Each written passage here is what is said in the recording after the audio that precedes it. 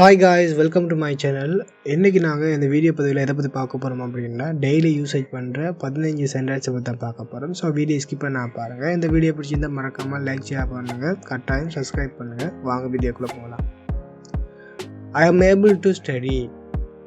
ஐ ஆம் able to study அப்படின்னா என்னால் படிக்கக்கூடியதாக இருக்குது. ஐ ஆம் ஏபிள் டு ஸ்டடி அப்படின்னா என்னால் படிக்கக்கூடியதாக இருக்குது அல்லது என்னால் படிக்கக்கூடியதாக உள்ளது. அடுத்தது she was able to stay. she was able to stay. she was able to stay அப்படின்னா அவளால் தங்கக்கூடியதாக இருந்தது. அவளால் தங்கக்கூடியதாக இருந்தது. எக்ஸாம்பிளுக்கு ஒரு ஆள் ஒரு இடத்துல இருந்து வாரா திசா, அப்போ அவக்கு அந்த இடம் சூட்டபிளாக இருக்குது தங்குறதுக்கு. அப்போ அதை பாஸ்ட்டில் நாங்கள் சொல்ல போகிறோம் அப்படின்னா she was able to stay, அவளால் தங்கக்கூடியதாக இருந்தது அந்த இடத்துல அப்படின்னு சொல்லுவோம் இல்லையா, அதுக்கு இந்த சென்டென்ஸை நாங்கள் யூஸ் பண்ணலாம். அடுத்தது they will be able to go. they will be able to go அப்படின்னா அவர்களால் போகக்கூடியதாக உள்ளது. அவர்களால் போகக்கூடியதாக உள்ளது அல்லது அவர்களால் போகக்கூடியதாக இருக்குது. அவர்களால் போகக்கூடியதாக இருக்குது. அடுத்தது he could not see her. he could not see her அப்படின்னா அவனால் அவளை பார்க்க முடியவில்லை. அவனால் அவளை பார்க்க முடியவில்லை அல்லது அவனால் அவளை பார்க்க முடியாமல் போனது. அல்லது அவனால் அவனை பார்க்க முடியாமல் போனது அப்படின்ட்டு மீனிங் தரும். he could not see her அவனால் அவளை பார்க்க முடியவில்லை. அடுத்தது he is writing. he is writing. he is writing அப்படின்னா அவன் எழுதி கொண்டிருக்கிறான். அவன் எழுதி கொண்டிருக்கிறான். அடுத்தது he was stealing. he was stealing. he was stealing அப்படின்னா அவன் திருடி கொண்டிருந்தான். அவன் திருடி கொண்டிருந்தான். அடுத்தது we will be playing. we will be playing. we will be playing அப்படின்னா நாங்கள் விளையாடி கொண்டிருப்போம். நாங்கள் விளையாடி கொண்டிருப்போம்.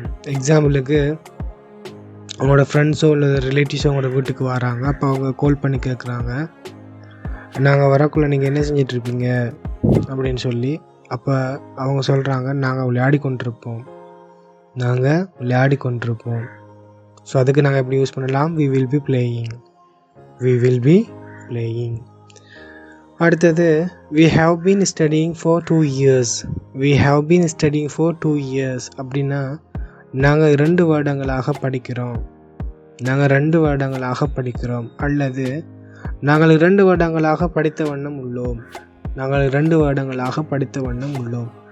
இதை எங்கே யூஸ் பண்ணுவோம் அப்படின்னா, நாங்கள் ஒரு செயற்பாட்டை பாஸ்ட்டில் தொடங்கியிருப்போம், ஆனால் இன்றைக்கும் வரைக்கும் அது தொடர்ந்துகிட்டே இருக்குது, இன்னும் முடிவடையவில்லை. அந்த டைமில் ப்ரெசன்ட் பர்ஃபெக்ட் கண்டினியூஸை யூஸ் பண்ணி அந்த சென்டென்ஸ்களை நாங்கள் சொல்லுவோம்.